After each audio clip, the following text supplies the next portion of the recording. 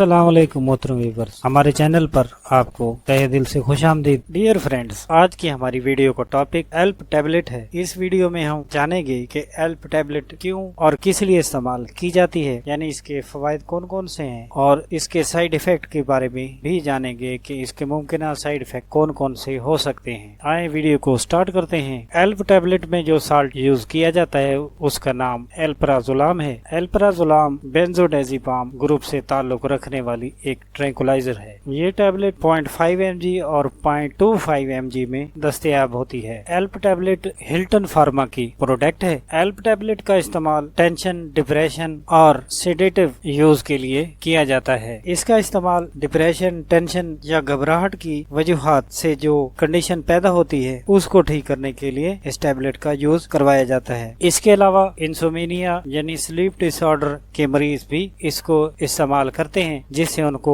पुरसुकून नींद और बेचैनी से बचने में ये टैबलेट मददगार साबित होती है। स्लीप डिसऑर्डर का मरीज सो कर थक जाता है मगर उसको नींद आने का नाम ही नहीं लेती। एल्प्राजोलाम एक ऐसा साल्ट है जो जल्दी नींद आने में मदद करता है और जल्दी नींद लाता है। इसके अलावा डिप्रेशन या टेंशन से जो मसाइल पैदा होते हैं, मसलन बेसुकूनी जो तबीयत में पैदा होती है वो तो रहती ही है, इसके अलावा भी काफी सारे मसाइल पैदा होते हैं जिनका जायजा सरसरी तौर पर ले लेते हैं। उन कंडीशन में भी ये टैबलेट एल्प्राजोलाम बहुत ही इफेक्टिव साबित होती है। मसलन डिप्रेशन या टेंशन की वजह से सर में दर्द होना शुरू हो जाता है, जिसके लिए ये टैबलेट फायदेमंद होती है। और ज्यादा देर टेंशन या डिप्रेशन में रहने वाले मरीज को पट्टों का खिंचाव भी शुरू हो सकता है, और खास तौर पर गर्दन के पट्टे ज्यादा खिंचाव की जद में आते हैं। वो जल्दी डिप्रेशन और टेंशन से इफेक्ट होते हैं और मरीज में पट्टों में बेचैनी शुरू हो जाती है। उसके लिए भी ये टैबलेट बहुत ही फायदेमंद साबित होती है। इसके अलावा ब्लड प्रेशर का कम या ज्यादा होना भी स्टार्ट हो जाता है और मरीज डिप्रेशन में चले जाने के बाद या उसका ब्लड लो हो जाता है या शूट कर जाता है, जिसको कंट्रोल करने के लिए डॉक्टर साहिबान बाकी मेडिसिन के साथ एल्प्राजोलाम भी रिकमेंड करते हैं ताकि टेंशन या डिप्रेशन से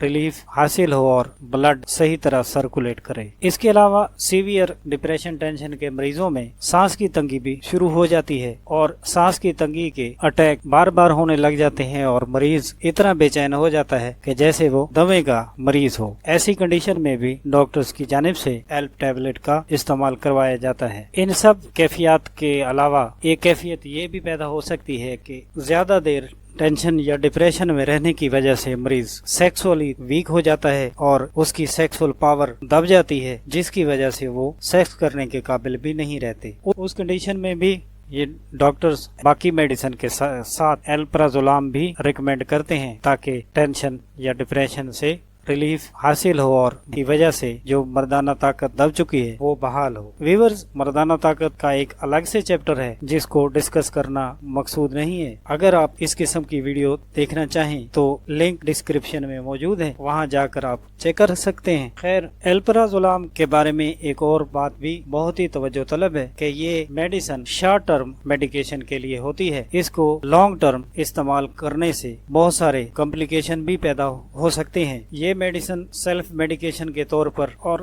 नहीं इस्तेमाल कर सकते। इस मेडिसिन को लॉन्ग टर्म सेल्फ मेडिकेशन के तौर पर इस्तेमाल नहीं कर सकते।